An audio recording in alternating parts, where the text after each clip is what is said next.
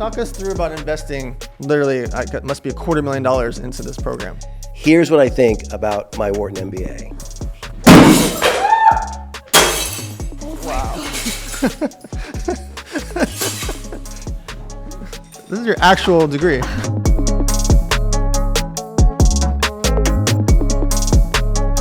Ladies and gentlemen, welcome to a special edition of the Money Mondays podcast, where we cover 3 core topics: how to make money, how to invest money, how to give it away to charity.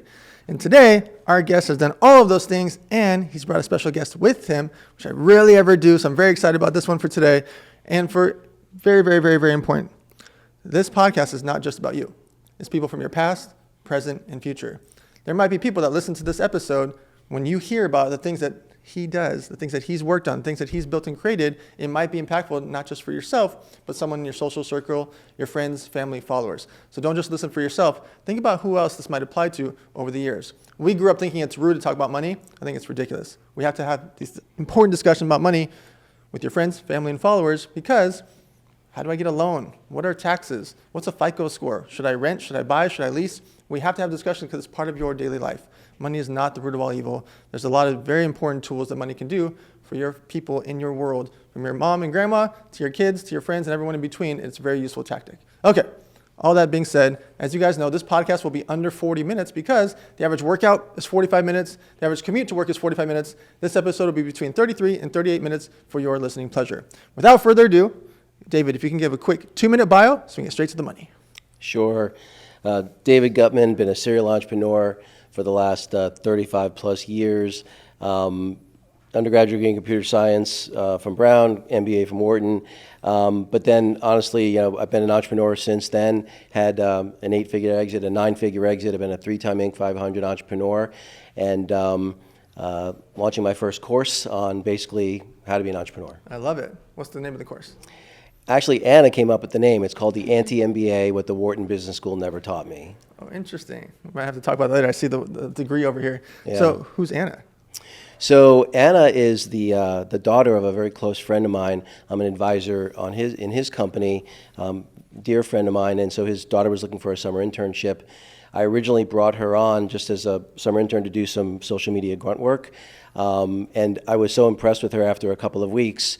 I was just putting the finishing touches on my course, and I was like, it would really be compelling.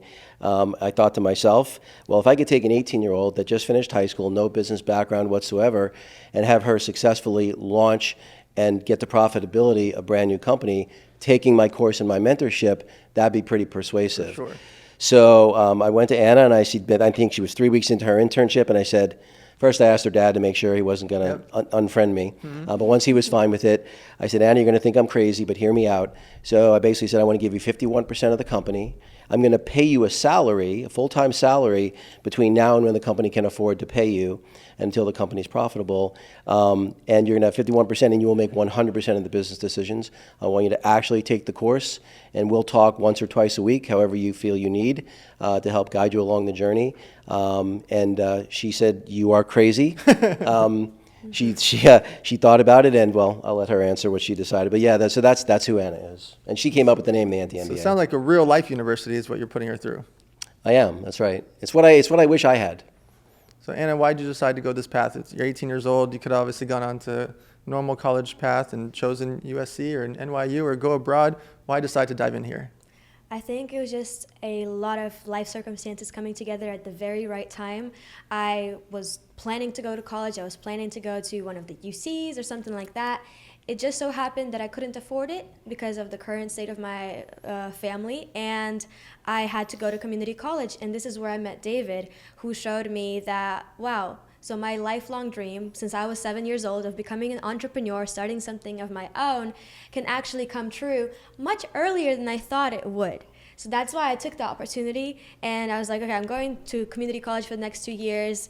It's not the hardest thing you've ever done, community college. So I was like, okay, this is the time for me to focus on something that could potentially be life-changing for me.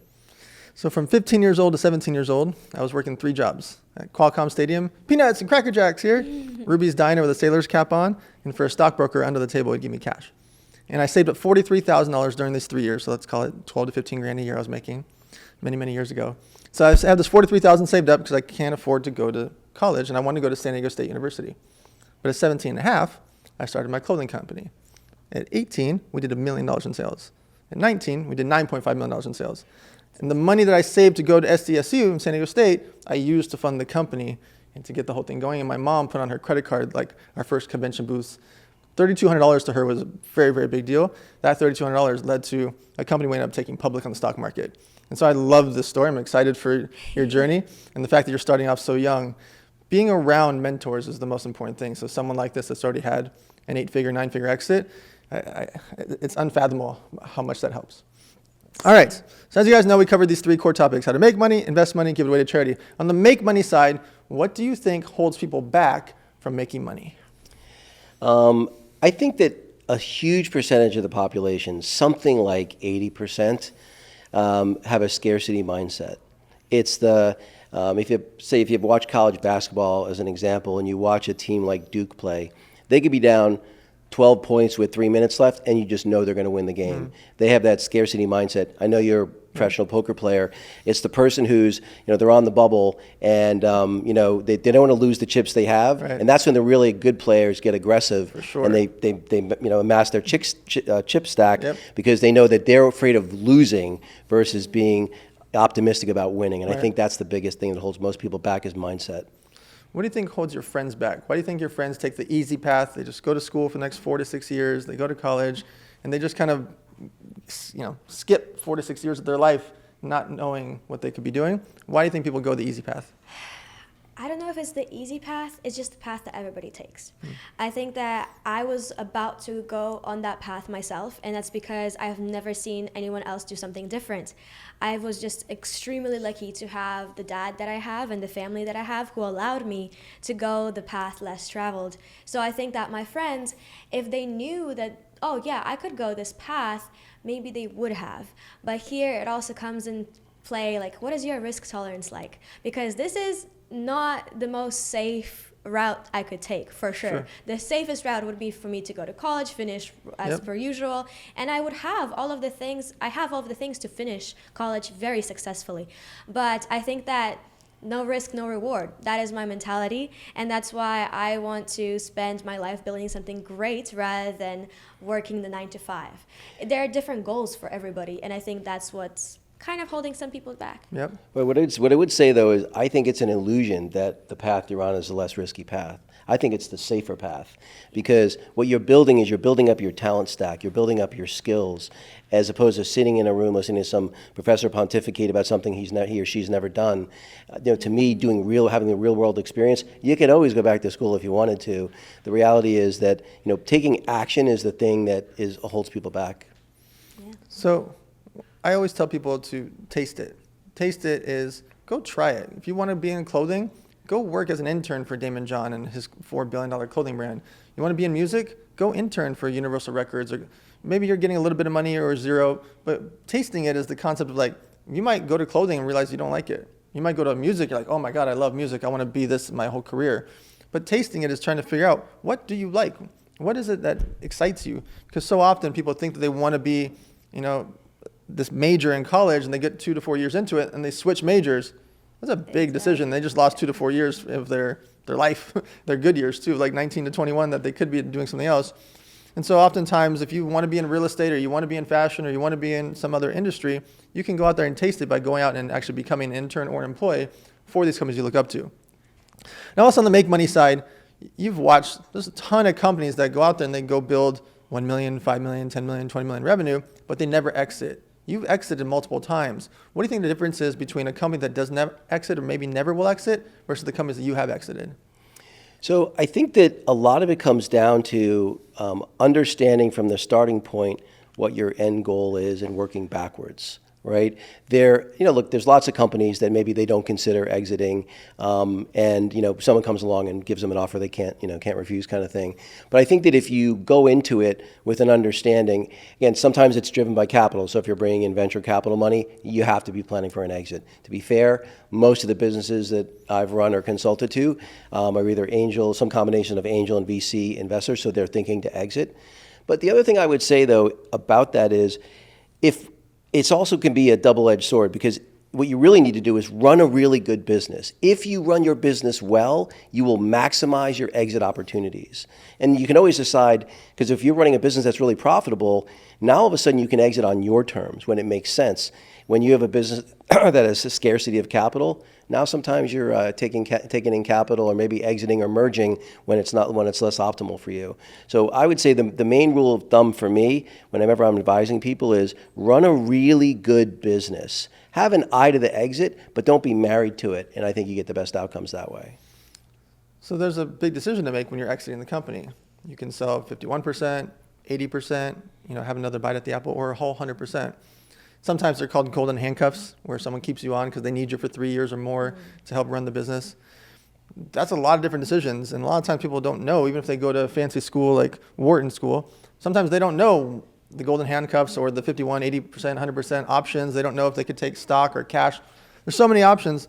Like, when did you know this is the time? I'm going to sell this company for 20 million or 80 million or 20 million, whatever the number is. Like, when did you know this is the time to take the exit and what type of deal to take? Yeah. So just to be transparent about it, in both cases, the CEO, I was president and COO for the two companies that exited. The board and the CEO made the final decision. Mm-hmm. With that being said, we exited the first company right towards during the 2008 financial crisis. Wow. And we actually exited in December. It was the worst possible timing. 11 seconds later, yeah. Yeah. And but because we had planned for it really well, we had our three best months. They wanted to reduce the you understand, due diligence is often about how can I reduce the purchase price, right? Yeah. And so they wanted to reduce the purchase price in the worst possible way, but we had set it up in such a way that we knew that the last few months before we closed on the deal were going to be our three best months in the history of the company, so they couldn't reduce the purchase price. So, thinking about the right timing, like what's the right timing, and trying to optimize that to the best of your ability is super important. And I think that you've got to be selling for the right reasons to the right person. And the second exit, the 9-figure exit, that one was we sold 60% to private equity, and actually the 40%. The nice thing about that one is the 40% will end up being worth 2 to 3 times how much the 60% was. So in that one, we probably would have sold sooner, but for something I can't say. Sure. But so because the world had changed and we weren't able to exit during the pandemic, we had the private equity sale right after, and that ended up being a better outcome overall. So it's always based on circumstances. You always want to try to create a competitive environment when you can. That's always going to maximize value too. Sure. So there are a lot of different variables play into it. So on the make money side for you, you're fresh out of high school, 18 years old. A lot of your friends are either, again, going to get a job or going to work, going to college, et cetera, or taking a year off and figuring out their lives. How do you know what you want to make? Some people they see on Instagram or TikTok, like, oh, I want to become a bazillionaire, millionaire in my first year. Other people want to go make 40 grand, 50 grand, 60 grand. Like, how do you know what you want to make when you're fresh out of school? I don't have a figure that I want to make. There you go. It's not a thing. It's not about the money. I'm doing this. I don't really care how much I earn from this business specifically that I'm starting right now. I'm doing this for experience. I'm doing this for knowledge. I'm doing this for the people. And it's always like the saying goes, it's not what you know, it's who you know, right? So that's what I'm doing this for. It's where the real wealth lies. And so I don't have a figure in mind of what I want to earn. Money will come. I think there's a much better way to be successful than just to chase money. So on the investing side, you have the exit, get a bunch of extra capital, and now you're like, man, I got millions of dollars or maybe tens of millions of dollars. There's a lot of options. Real estate, stock market, Bitcoin, Ethereum. I could angel invest, the S&P 500. I could invest in my friend's restaurant, bar, nightclub, clothing line. There's so many options. How do you decide when there's all these different options what you invest your money into? So I got into Bitcoin in 2015 through a close friend of mine who had sent me the Satoshi Nakamoto white paper, and I was immediately like, this will change everything. As soon as I saw it. And the thing that's interesting is you don't need to be that technical. It's a relatively straightforward thing to read.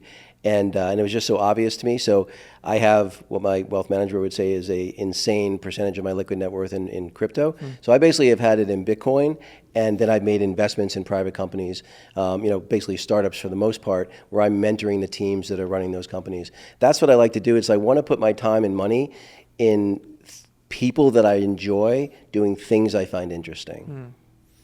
So is there something you'd want to invest into? Have you saw something or got excited about? You're like, one day I want to own storage units, or one day I want to own commercial buildings, or I want to own a podcast studio. Are there things that you've ever thought about, one day once I have the money, I'm going to invest into this category? I think the people that surround me don't really invest in such concrete things. I haven't really thought about investing in real estate or anything like that. I see my mentor investing in people, investing in businesses, and that's kind of where I'm going with right now, because I really like his retirement plan of investing in a few businesses that he really likes, with the people that leading them who he really appreciates and respects. And that seems like the most fun for me. I don't really think about investing in real estate right now. So investing in yourself is what a lot of people talk about. A lot of people invest into themselves for school and college. Obviously, I've been staring at this thing over here. We got the Wharton School. What year is this? 1994, you graduated. Master's in Business Administration. So a lot of people invest into themselves, which is either through masterminds, courses, books, online schools you guys are creating, or they go to college and spend 60 grand, 40 grand, 80 grand a year for 4 years. It could be $250,000. I don't know, let me pick this thing up. I'm just been staring at this all the time. So you have this. Talk us through about investing literally, it must be $250,000 into this program. It cost me, your math is very good. This cost me almost $250,000, actually a little bit over $250,000 in lost income and the opportunity cost and just what everything cost, the tuition and room and board and all of that. Nowadays, when I did the back of the envelope math, it's more like $500,000. And the reality is, I remember when I was deciding what I was going to major in college, I'm walking across campus to meet with my academic advisor, and I don't know what I want to do. I'm 18 years old. I don't know anything. No offense. And I'm like, well, my dad did computer stuff. My brother did computer stuff. Maybe it's genetic. That's as much thought as I gave to being a computer science major. The reality is, youth is wasted on the young in some cases. And so here's what I think about my Wharton MBA.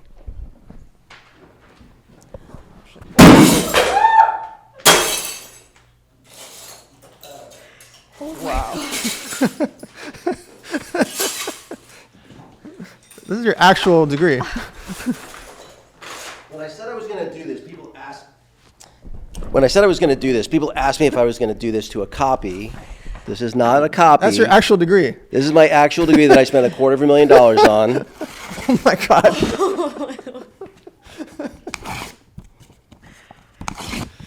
Wow. No, like literally this is real glass. This is a real degree. So that's what I think. They say you got to put your money where your mouth is. Well, there's $500,000 on the floor. Yeah. What makes you so passionate? Where does this come from? Oh my so, God. Continue the discussion after this. You want to take a break? Because here's the thing: all the people that went to Ivy League schools like that I did, they're keeping the dirty little secret. The secret is because they got in. They're benefiting from the illusion that it actually matters. The reason people that went to Harvard were successful was because they got into Harvard, not because Harvard taught them useful things. In fact, some of the most successful people, Mark Zuckerberg, Michael Dell, these are people that dropped out of schools like that. They were able to get in because they were talented, right? It's the selection criteria. And because the people that are benefiting from the illusion, they don't share it. And I'm like, I'm just not going to do that. It's like, I want people to understand the reason why I genuinely tried to talk Anna out of going to school is because I care deeply about her and her future. And so therefore, people I care about, I want to try to guide them to do the thing that's in their best interest. It's just like I said before, it's an illusion. In the same way that getting a corporate job in corporate America, it's an illusion of security. The best security is investing in yourself and your capabilities. All right, so millions of parents are going to see this. Is very real, by the way. This is not, millions of parents are going to see this, right? I assume this is going to go pretty viral because this is what we've heard people talk about it, right? They talk about college or they say you don't need a degree, but you literally just lit $500,000 on fire. Like, walk us through, what would you say to a parent that's having that discussion with their 17 or 18-year-old about the options of going the work path rather than the college path? Look, I desperately tried to talk my daughter, she's 25 now, into not going to college. I said, let me put the money I was going to spend in Bitcoin. She'd be sitting on $8 million right now. And she didn't listen. She got a degree. She got a good job, having nothing to do with her degree. And actually, she worked for a company that IPO'd, and she even made like 60 grand. Not bad for a 23-year-old, Yep. right?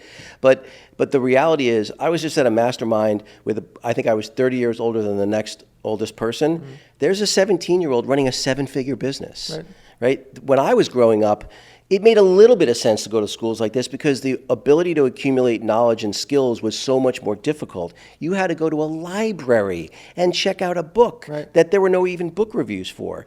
Nowadays, you have a problem. You have a curation problem. There's too much information. And so how do you figure out what information is useful? That's really the harder problem. And so to nowadays, instead of being 18 and deciding, here's what I want to do for the rest of my life, which is crazy when you think about it, and by the way, spend $250,000 doing so, as opposed to, in fact, the taste it comment that you made, I did the exact same thing. I gave the exact same advice to my daughter. She had just had the company IPO. She left that company because she didn't want to work 80 hours a week. And she was thinking, well, I think maybe I want to go back and get my master's and become a dietitian or something like that. I said, do not go back to school again. I said, here's what I want you to do. Spend a month, contact people on LinkedIn that are 3, 5, 8, 10 years out that have the degree that you're getting, and ask them to buy them lunch, take them to coffee, ask to shadow them at work. After a month of doing that, she's like, Dad, I definitely don't want to do that. That's the smart thing to do. Spend time figuring out, taste it. Spend the time figuring out what you do want to do, what you can get passionate about, what you're excited about, and what you have some ability in, and then really give it everything you have. What would your friends think about him smashing this $500,000 on the floor? My friends would think he's crazy. I have friends going to Stanford. I have friends going to Harvard. I have friends going to all of these Ivies, and I have even more friends going to UCs and more mid-tier schools, right? I think they would be like, Anna, what are you doing on this podcast? So What's your answer? What are you doing here? Yeah, what am I doing here? But I think that it makes sense. It just makes so much sense if you really think about the data and the logic of it all, and you don't just go with the flow and go with what everybody else is doing. But yeah, they wouldn't approve. They wouldn't approve. So when it's time to invest in yourself, knowledge is still powerful. And you guys have been working on creating a course and education program. Can you talk us through what that is? Sure. So, and I'll be fully transparent about why I even did it. I started at the end point, and this is actually the advice I always give people when they're starting a business. Start at the end goal and work your way backwards. So what I wanted to make 8, 10, 12 investments in businesses where I would have board seats and have equity in the business, and really like the people running it and really like what their business is doing. And so I worked backwards from that. I said, well, what's the best way to do that? And I thought about things like Shark Tank or Y Combinator and things like that. The problem with that approach is you're not really getting time to evaluate the leader. And to me, that's the most important thing in any business is who's making the decisions, the CEO. And so I was like, well, what way could I basically have a period of time to evaluate them? I said, well, what if I had a mastermind? I said, well, okay, but I don't want to just have a whole bunch of people in a mastermind. How could I filter people into that? And that's when I decided I'm going to use the course as a way to filter. So it's 4.5 hours long, roughly. And when people finish, I'll do a 30 to 60 minute coaching call, but what I'm really doing is I'm evaluating them and their business idea. And so what I'm going to do is it'll be invitation only. So if I go through that process and I really like them and their idea, then I'm going to invite them to an invitation only mastermind where they have to commit to 6 months. At the end of that 6 months, I'm going to have a group of 5 people that we're going to evaluate all 10 of those ideas and invest in no less than 1 and no more than 3 of the 10 ideas between $250,000 and $500,000. Wow, I love this plan for so many reasons. All right, let's talk about the charity side of things. Why do you think it's important for business owners, for their employees, their clients, their vendors, and the people around them, why do you think it's important to have some type of philanthropy in their business? Look, I don't think there's anything that feels better, especially, it always amazes me when you see leaders like an Elon Musk or a Steve Jobs, where I think they're actually successful in spite of their leadership style. Servant leaders, and I think that's the best style of leadership, they understand that the happiest path through life is being useful. Nothing feels better than being useful to people. And, when you see people that are less fortunate than you, and again, there's lots of forms of philanthropy. For me, I mentor a lot of people. I spend a lot of time. In fact, my wife used to give me a hard time about it because I would, spend so much of my time helping other people with no expectation of anything. And I'm like, I'm not doing it for them. I do it for me. That's how I want to travel through life. And I think that if people understand that in order for your life to have any meaning whatsoever, you have to focus on something that's bigger than yourself. So also on the charity side, there's so many options, right? Like people have millions of different charities that are out there. There's different organizations, small, medium, large. I throw what's called the world's largest toy drive. The gentleman you met is who we created with. It was named after his mom. And it's been 12 years now. We broke the Guinness Book of Records multiple times for the most toys. This morning we were at the BMO Stadium because we're hosting it again this year, and Miami Heat Arena, etc. That charity, when we first started, there was 8 of us wrapping toys on the floor. And now we're filling up BMO Stadium and Miami Heat Arena. It's not just money when it comes to charities. It's time and energy. And a lot of times people think of charity like they have to donate a check or they have to put in $1,000 or $10,000 or $100,000, whatever the number is. But the time and energy part is actually much more important. Talk us through, in your own world, how do you get the kids or the employees or the people in your world to also be passionate about a charity? You have to lead by example, right? It ultimately comes down to that. And people, you see this when you're raising children, that you could say whatever you want. Kids pay attention to what you do. And I don't think that leadership in an organization is any different than that. How do you spend your time, energy, and resources? And I think that if you can demonstrate that to other people, people that are not sociopaths will follow along generally. So there's only one question I ask on every single episode, and I've never gotten the same answer out of 200 plus episodes. So you had an 8-figure exit, a 9-figure exit, and God willing, you're going to have a $1 billion, multi-billion dollar exit in the future. At the end of the day, what percentage of your net worth do you leave to your children?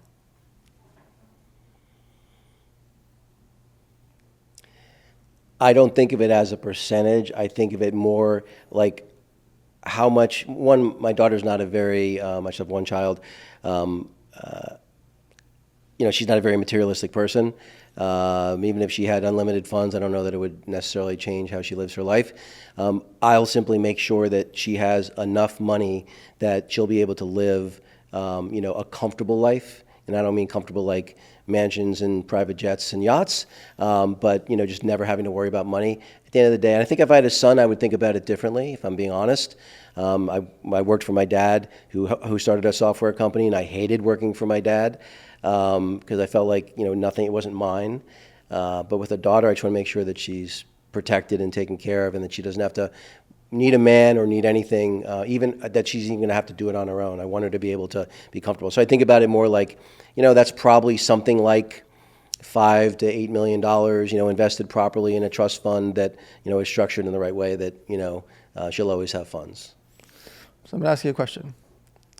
You mentioned Ivy Leagues and all these different schools. Are there any friends in your world that grew up with a trust fund or grew up with a lot of money? And how are they different than your friends that don't? That's a really good question. I think there are 2 types of people who grew up with money. The first is that are those who differentiate their parents' money and their own money. Those are the ones who want to supersede their parents. They want to make more than their parents. They want to succeed on their own. And those are the friends that I have. The other type of people who grew up rich are the ones who believe that their parents' money is their money. And that leads to a lot of spoiled behavior. And I don't have those friends. So I can't speak to that, but the ones that I do have, they're the most amazing people. They are one of the most driven people too. They know what it takes to get there because they saw their parents get there, and they are willing to put in the work. Very cool. Any final thoughts? How can people find you on social? How can they find the education programs you guys are creating? How can they get into your world? So if they go onto YouTube and the David Guttman podcast, my link tree is there with all of my links. And look, at the end of the day, I'm really looking for 3 groups of people. I'm looking for people that are first-time entrepreneurs that want to try to get it right the first time, failed entrepreneurs that maybe want to get it right the second, the third, or the fourth time. I'm a failed entrepreneur myself, so I have all the battle scars too. And those people maybe that have more of a corporate job, and they see what's coming with AI, and they realize, hey, I have domain expertise, but I've never scaled and sold a business. Maybe having a little bit of guidance there might make some sense. So those are the people that I'm looking for. All right, guys, you're listening to this very special edition of the Money Mondays podcast. It's moments like this that are truly important because, again, you're going to remember this. You're going to have a situation where you're at lunch or dinner with your friends talking about college, and this is going to pop into your mind of $500,000 degree being smashed on the floor. These are the things that you could be sharing with people, whether you're swaying them to go to college, stay away from college, at least understand the option that careers are out there, there are other paths, and you should do your research about what is right for you. But look at some of the people that David mentioned. Look at some of the characters that have become some of the biggest in the world and what their paths were, and find out what's right for you. Tasting it is figuring out your career, figuring out if college is right for you, figuring out what types of things do you want in your world, and always understand this. If you're 18 years old, when you're 23 and 25, you're not the same person. When you're 32 years old, you wouldn't even hang out with a 25 and 18-year-old. When you're 39, you definitely don't hang out with the 18-year-old because that could be your child. And so every 5 to 7 years on average, we change as humans. So just make sure that as you're going through life and figuring things out for yourself, it's okay to pivot. It's okay to change, whether it's your career, your profession, your school, or anything in between. It's okay. You just got to understand, do as much research as you can. And we'll see you guys next Monday here at themoneymondays.com.